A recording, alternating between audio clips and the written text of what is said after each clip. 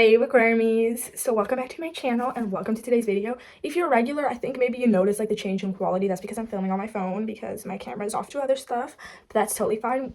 And it is time for the March wrap up. So in the month of March, I have read a total of 12 books, which I'm happy about. I'm really happy, and I read a few pretty good books. So, I'm good with anything. I read a total of, let's see how many romances. So I read 2 dark romance, then I read 1, 2, 3, 4 normal romances. Then I read 2 sci-fi slash fantasy, whatever you want to categorize it. I think it's more sci-fi than fantasies, but sci-fi is technically, I feel like it's fun. Anyways, next, then I read three, four, whatever you call it, fantasies, though one of them is technically a dystopian. So yeah, that's the entirety list. Let's get started on talking about the books I read. We started off with a dark romance, which was Heartless Beloved, which is the second book in the North Shore series. This follows Z and what's her name, Alexandra, and so Z is obviously, he is part of the North Shore crew. He has been like how can I actually tell you guys, he's like pretty much, he's sort of like, he comes from a broken town, and but he still has to try to find money and all that. And Alexandra comes from big money. Her dad was like, I don't remember, he's somebody big, he's very big on there, and she has a bunch of money. She lives in Silver Falls. She's like the opposite, and he's the dirt poor part of the North Shore crew, and so he had a job to do, and it was very plain and simple. He did it. The plan was to charm her, uncover some information about, her father's a senator, to uncover power, and then tip the balance of power in his favor. And as we pass on, we see more and more. This book was actually not too bad. The first 2 books, North Shore, the first book that follows Billy and Caden, was pretty good. And this book about Z and Alexandra was also pretty good. I like this. I rated it. How much did I exactly rate it? Let me check just in case. I rated it for 3.75 stars, or 4 stars if you look on my Goodreads. I really enjoyed this book. Was it as good as the first one? No. But it was a good book. It was really easy to read. It was very fast-paced. And, it's just a fun, dark romance that was just really easy to knock out and just to read. But it wasn't anything special to me. Like, dark romance, I don't think I've had yet. Well, unless if you count the Mindfuck series, then yes, that is a 5-star, top tier, book. But other than that, I've never had a dark romance that is very, very, very high on the list. Heartless Beloved though is really good. I like how we see all the sides of Z, and also how Alexandra learns about herself and what she enjoys and what she likes, and how her father's not everything that she is, she's her own person. She's not her father, and she's not just her father's daughter, So yeah, was Heartless Beloved. I really enjoyed it. It's a fun dark romance to read, and the North Shore series is super fun and very quick to read. Then second, I read Golden Sun, which is the second book in the Red Rising saga, which is technically a sci-fi, fantasy, dystopia, what would you call it? That's what it is. So this is the second book. I read the first book before that, which is Red Rising, obviously, and I really enjoyed this one too. Golden Sun was such a fun read, and it does feel a bit darker than Red Rising, but it was really good. I have no complaints at all about the book. It was really fun. It was enjoyable. What would I rate it though? I rated it a 4.25. Was it, well, 4.25 to 4.5, it's very lenient. I would say 4.25 now that I look back on it. It was a really good book, and how you see how the characters are built up on is crazy. I don't know how to explain this, but you learn so much about the characters in this book. And the first book was the build up. First book is telling us the world, showing us what's going on, and it's sort of, the first book feels a bit like Hunger Games in certain sections. Golden Sun felt obviously it's a continuation, but it felt bigger than that. It felt more, and we felt I was really connecting to the characters, especially the main character Darrow. But all of them, I started to feel it, and it only grows, and it gets better and better. This book, it was so fun, it was so good, and I truly really enjoyed this book. It was amazing, and seeing how Pierce Brown writes the stories is so great. And I really recommend the entire Red Rising saga because it is so different. I've never really read a sci-fi. I just read a fantasy, high fantasy, romantasy, fantasy romance, romance, thrillers, those, I've never really read sci-fi. So this was really good introduction to the series, good introduction to the genre. The second book is really good. So, and I fear it only gets better from there on out. Then I read If We Were Us by K.L. Walther. I read 1 or 2 books by her, What Happens After Midnight, and maybe I read a second one that I just don't remember. I think I did. I just don't remember what it was. And this book was on my to-be-read list for a long time. Very, very, very long time, okay? And I finally read it, which, surprise, surprise. Honestly, guys, I don't know why, but somehow, somewhere halfway through the book, I completely like lost the plot. No, it was at the start. The first half of it, I just felt like I wasn't connecting to the story. I couldn't feel myself. I didn't know what was going on. I didn't know the characters. I didn't get any of it. I just felt highly unmotivated to read it. I feel like it was more a me thing than the book's fault, but it did mean that I was like a bit on the book, and like I was literally planning on DNFing it. I had a whole entire rant about the book in one of my videos. I don't remember which one, but one of them, I had a whole rant on it because I just could not get through the book, and I did not give a shit about the book, you know? But I was like, okay, wait, let me just try one more time, and I dissolved the book, read it, finished it, and I'm really happy I did. I'm really happy I gave it the chance that it deserved, because I feel like I was just really in a crappy mood, and that's why I didn't want to finish it, and that's why I had the whole rant on it, you know? So, let me explain about what this book is about, because I've been yapping about me, and I haven't told you guys what this book is about. This is a romance, and we are following pretty much 4 characters. We have Luke Morrissey, Sage Morgan, Charlie Carmichael, and what is the 4th character's name? I forgot. And Nick. There we go.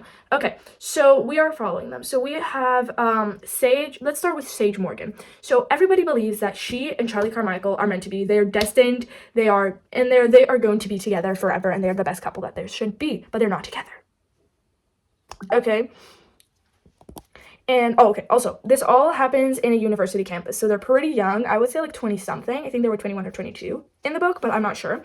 But then Luke Morrissey comes in. Okay, he shows and everything shakes up. Charlie and Luke are like pretty much drawn together. It is it does have some LGBT stuff, so I don't know.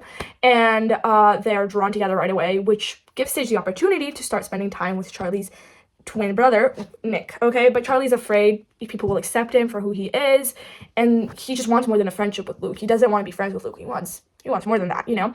And Sage fears that, like, things with Nick are getting way too serious way too quickly, and so, like, you start to figure out how, like, you know, they connect and that. It is a bit messy. It is a bit, like, well, I wouldn't say extremely messy, but, like, there are certain things where, like, you know, you're just waiting for them to tell each other about stuff. It was a good book, but I did not love it. It was not a 5-star amazing romance read, but it wasn't horrible per se. I rated it 3 stars. It was very at the baseline of, I would still recommend it to some people, but it's not something I would over the top love. Like, I at least didn't feel that way. It was a fun book, and, like, I enjoyed Sage. I liked Charlie. I liked Nick. Well, Nick less. I don't know why Nick just gave me, like, he just rubbed me the wrong way. I don't know if that's just me. Maybe it was just because of the mood I was in. Maybe it was him. I don't know. But Nick felt a bit weird to me, but that shouldn't discourage you from reading the book. It is one that I haven't seen that many people talk about. I don't feel like it's her most known book, but I don't know. Maybe that's just me. But yeah, that's If We Were Us. Next I read, wait, what was next up, guys? Yeah, next was In Her Own League by Liz Tomforty.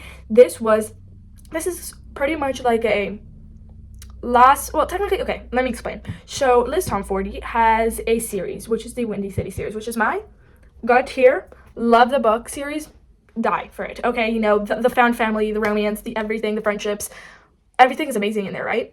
And In Her Own League is pretty much about a character that you see quite a bit in the Prominent series, and, like, you get a book about him, you know, and his own romance. But it's technically not part of the series, but it is part of the world. So, like, you know, I just count that as part of the Windy City series, even though by technicality, I don't think it is. At least it's not on Goodreads shown like that, you know? Okay.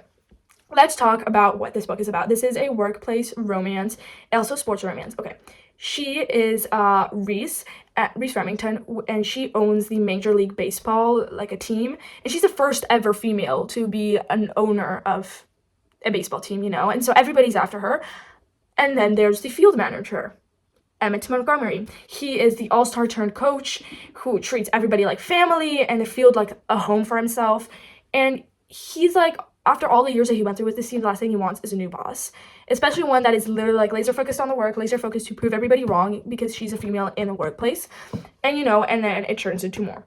I love this because Reese is such a, like, girl boss. She's like, I'm going to prove everybody wrong. I'm going to show that I can be the best owner and, like, sort of, like, manager. Yeah, she's she's an owner and a manager of the entire team, because she sort of inherited, but she also 100% has the experience for it. She inherited it from her grandfather, and he retired, so she stepped in, and, like, she's trying to show everybody that she's the best, and, like, just because she's a female doesn't mean that she's automatically the worst owner, the worst manager, and that she should be kicked out, you know? She's trying to prove herself.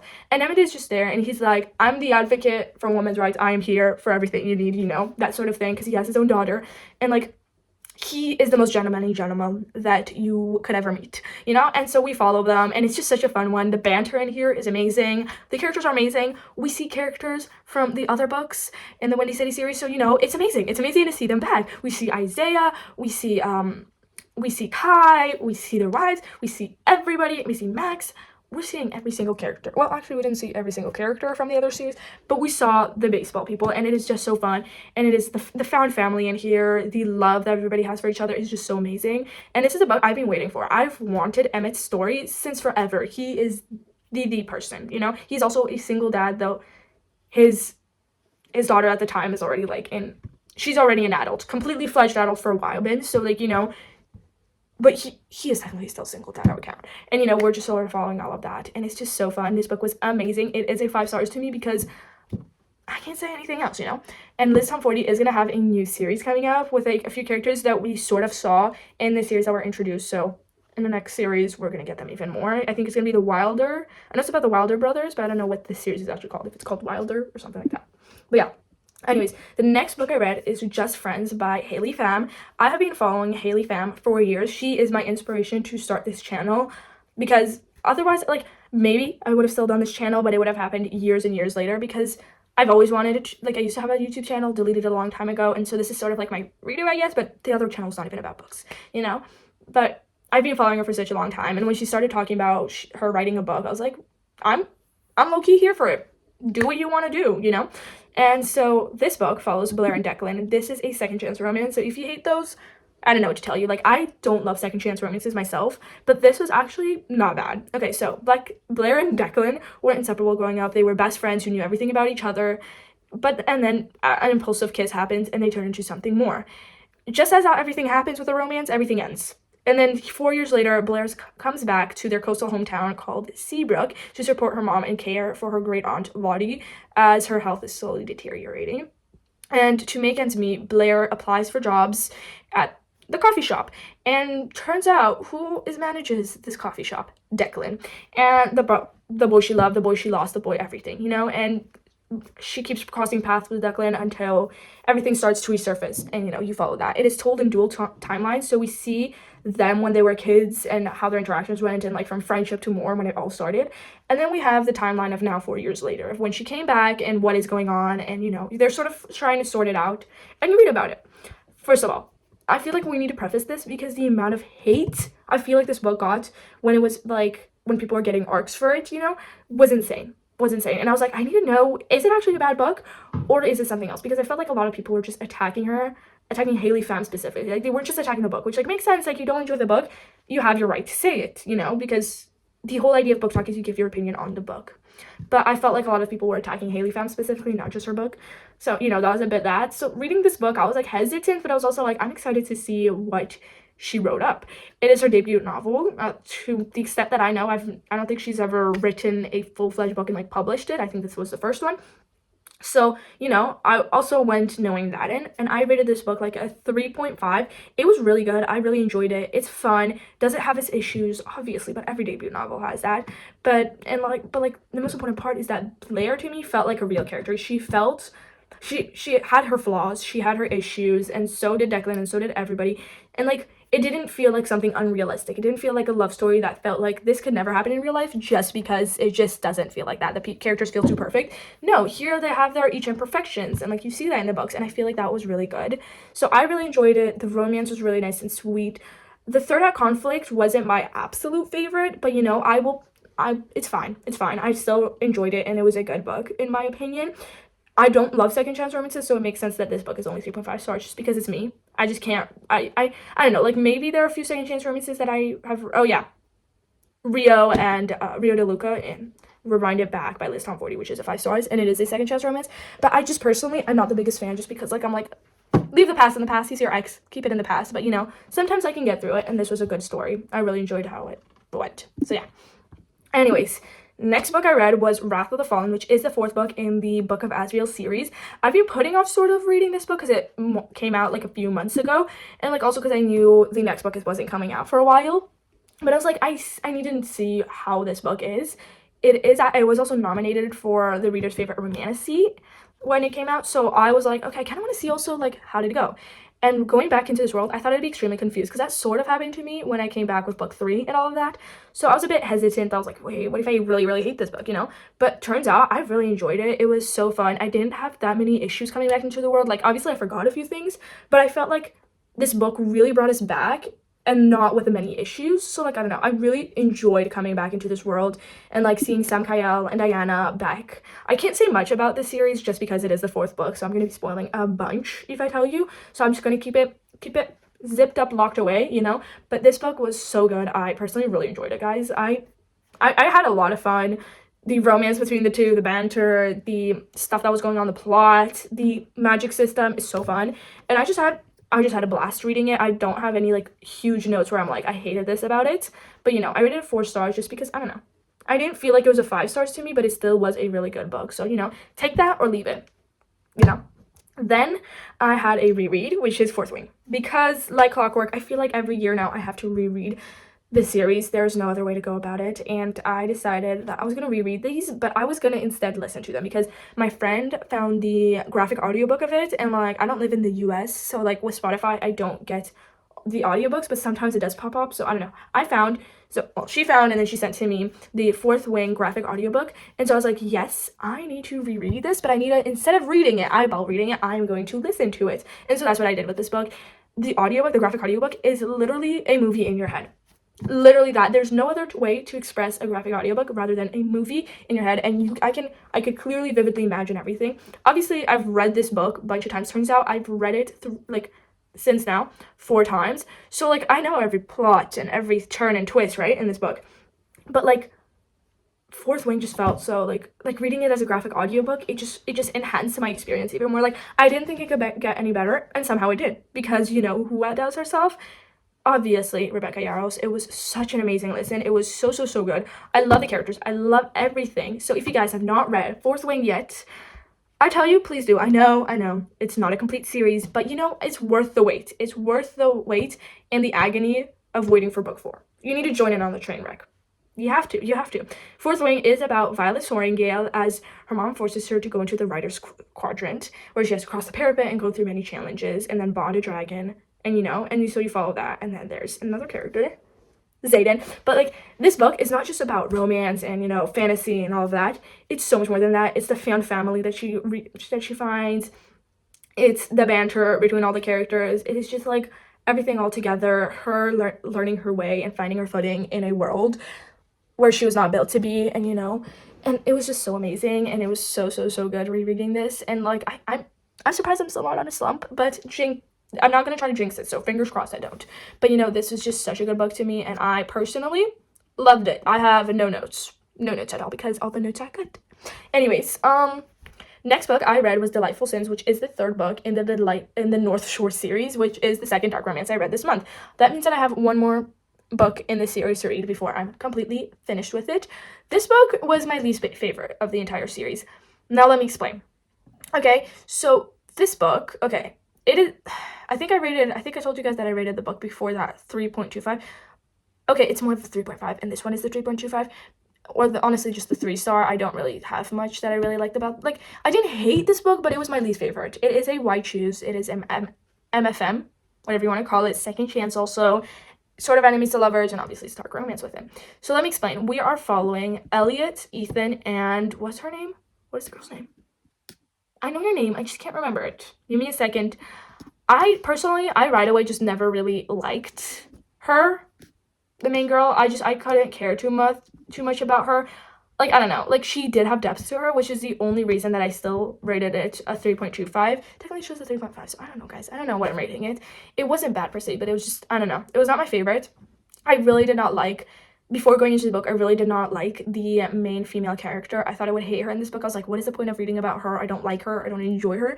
But as I started to read the book, we started to understand more about her. We started to understand her past, why she is the way she is. Do I still love how she acted to certain characters, like Billy and all of that. No, absolutely not. But she's not now my least favorite character ever in the world. I don't hate her as much. And like, this book was very, I don't know, guys. Honestly, I don't know how I feel about this book. Delightful Sims was just so out there. Like, we started to get a bit more depth into the main female character, which I loved because she felt so mean and annoying, just such a bully in the first two books. So like, reading the third book, we started to understand why she is the way she is, which is a great thing to know. And like, we see how the stuff with Ethan and Elliot happens, and so like, she's known them since she was a child. They are step brothers. Yeah, I'm pretty sure. Yeah, they're step brothers. They're not related at all. And so we're sort of like seeing her, there. I don't know how to explain it. So pretty much she flees from the North Shore when she feels like she isn't safe. She leaves the people that she thinks are family and her crew, the kings, and more importantly, she left the true men who meant everything to her, which is Ethan and Elliot. And you sort of follow as they bring her back, and blah blah blah. And that's the entire idea of the book. I didn't hate it. I didn't love it. I don't know what to think about it anymore, guys. I don't know. I'm getting a bit overstimulated, so that might be why I'm starting to get a bit more irritable, but that's okay. But next, after this, I did my Iron Flame reread. Because yes, I can't do Fourth Wing and then just skip Iron Flame and just not continue. So I also had the Iron Flame graphic audiobook. So I actually finished it today, but like, I started it then, the Iron Flame audiobook, and it was so good, guys. Guys, honestly, I loved it. I loved it just as much as Fourth Wing. Do I still feel like Iron Flame as a book? Like, I love Fourth Wing more as a book than Iron Flame, yes, just because Fourth Wing is the, like, OG, it's the start to everything, so that's the only reason why I would say it's my favorite. Otherwise, other than that fact, I feel like they're both super good books. It was amazing, the continuation with the Found Family, as you see everybody get closer together, we see more characters, we see her find her footing, and, like, Xaden, Violet, everything, Rhiannon, Riddick, Sawyer, Jacinia. I'm gonna continue naming names, and you guys, unless if you've read it, you're probably like, what are you on? But that's okay. But I just so love this, and, like, I have no notes. Iron Flame is obviously 5 stars. Fourth Wing's obviously 5 stars. Like, there are no notes. I personally love this series. I will never stop loving it. So, reminder, second time and last time I'll say this in this video, read the Empyrean series if you haven't yet, because it is an amazing experience. Next, I decided to read Face Off by Chelsea Curto, which is the first book in the DC Star series. People have sort of been talking about it as, like, it gives a bit of the Windy Cities vibe. And so I was like, okay, you know what? Let me read it. You know what? Why not? Okay, so we are following Emerson, also or known as Emmy Hartwell, and she's been waiting for a spot in the NHL roster since she became a hockey player. And she finally gets to show her talents with the struggling DC Stars, who is one of the teams, okay? She's also a female, so, like, it's, like, a bit, like, harder for her to get in. And then we have Maverick Miller. He is the best player in the league, but he's never had a winning record. He is a team captain, and he is desperate to turn things around for the team. He's desperate for his team to finally win, and, and he's like, okay, fine, I'll play nice with, Emmy, and, like, and so we sort of are following them. It is, like, I wouldn't say it's exactly an enemies to lovers, but yeah, sort of. And it's obviously hockey, and it is so fun. You see how, like, Emmy, she has to pave her way. It sort of does give me, in her own league, Reese, where she also has to pave her way as she's a woman. And, like, everybody is obviously, like, really, like, putting on a lens at Emmy, like, the entire public, where they're, like, waiting for her to screw up, especially as she's coming in to the NHL and, like, playing for DC Stars, which, like, they have issues. They're not winning. So, like, she's every single scrutiny, every mistake that she makes, the public is, like, zooming in on that, and they're like, you see, she's a horrible player. Women should not be hockey players. But, like, her continuing through that, it just, I don't know, it just shows, like, woman empowerment, and, like, I don't know, I really loved it. It was such a fun book.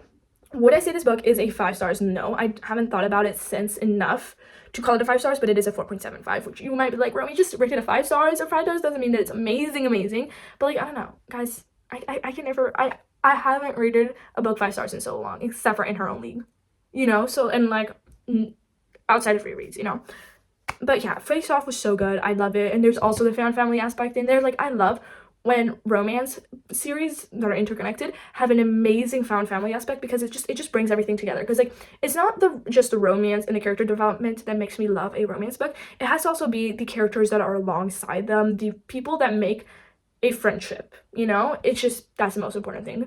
So, that was amazing. Next, we have Morningstar, which is the 3rd book in the Red Rising saga. It was also the winner for the best science fiction in 2016. So, guys, I don't know how else to tell you this. Red Rising is a great series. This book is much darker than the other two, but it was still so good. I love it. And, like, this is where like I really start to feel this found family aspect, where like I see the characters all connect together, where they're all working, and like, you know, you see characters that like, you know, like characters change from side to side. Like you feel one thing for them one day and another thing for them another day.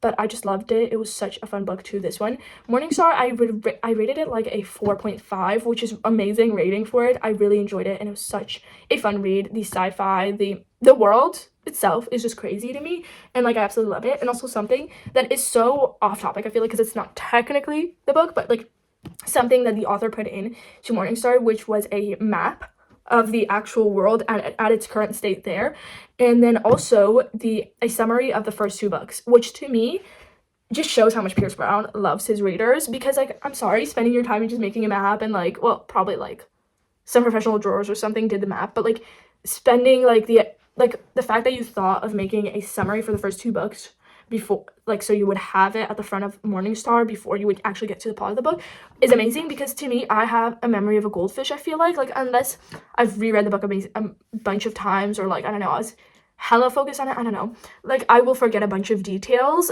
Like I know I still knew quite a bit, I still remembered from the second book, but those summaries really gave me so much more, and the map finally gave me like a little bit of an idea of truly how the world works, because they would say stuff and like I don't understand it, but seeing the world helped me understand more of what was going on. So that was amazing. I don't know, that's just a small detail that I really liked that was in the book. So yeah, that's it, guys. That's all I really wanted to say. Anyways, next, the last book that I read in this video is Whisper by Lynette Noni. This is a duology, so I might read the second book pretty soon. It is sort of like a dystopian fantasy, I would call it. It does give me a bit of Shatter Me vibes, don't ask me, but it feels that way. Maybe because of how it starts off, but I still felt it later on. I don't know, it gives me Shatter Me vibes. It doesn't mean that they're the same book, because they're not. They're not at all. My brain randomly correlates 2 books together, and this time it took Shatter Me and correlated with this, okay? But anyways, this book is set in Lingard, which is a secret government facility for extraordinary people. And we are following Subject 684, or how people call her, Jane Doe, as she's been locked away and experimented on without her saying a single peep. A single word does not come out of her mouth.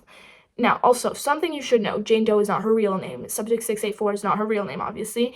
It is a name they have given her because she has not uttered a single word and they don't know what her name is. And her resolve starts to crack as she gets a new and unexpectedly kind evaluator, and she starts to find out the truth about Lingard and their program, and you know, and that like one wrong move and one wrong word could change the entire world. And so we're following that. We're following her, we're following the characters that she meets along the way, and it's mainly set in the government facility. And you know, we meet a bunch of characters. Would I say this is the craziest book I've ever read? No. Like, there were a few things that felt a bit predictable to me, but I still really enjoyed it.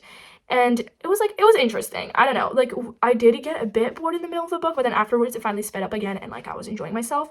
I wouldn't say this is the worst book, but it was an interesting plot, and like I enjoyed the idea and what was going on. You know, it was fun. It was really fun, and I enjoyed this book. I think I'm gonna read the second book, because you know, like, it's just a duology and I'm already 1 book through it, so like why not read the second book too? The second book is called Weapon. I'm gonna put it on my list because I actually forgot to do that. But anyways, we are gonna start. So yeah, that's pretty much the idea of Whisper. I really enjoyed it. It was a 3 point. I'm between a 3.25 and a 3.5. I don't have an exact rating for it, but it was a good book. I really enjoyed it. The plot was fun. The idea was good. I don't have any like big issues with it, but I don't have like for it. But yeah, anyways, I hope you guys enjoyed today's video, and I'll see you guys next time. Bye.